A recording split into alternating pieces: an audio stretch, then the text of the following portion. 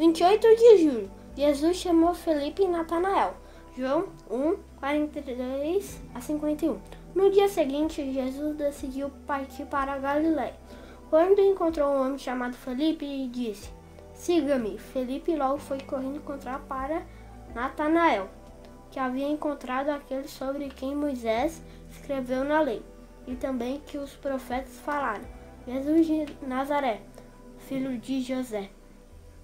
Natanael foi ao encontro de Jesus e, antes de falar de qualquer coisa, Jesus disse a ele: "Aí está um verdadeiro israelita, em quem não existe falsidade."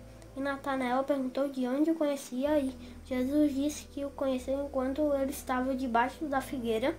Antes de Felipe o chamar, Natanael declarou: "Mestre, tu és o Filho de Deus, tu és o Rei de Israel." E Jesus falou a ele: "Você crê porque eu disse que o vi debaixo da figueira, mas verá coisas muito maiores que essa, conversando com Deus." Obrigado, Senhor Deus, porque posso estudar sua palavra. Ajuda-me a confiar em Jesus e dedicar minha vida ao seu serviço e ao serviço do meu próximo. Agradeço em nome de Jesus. Amém.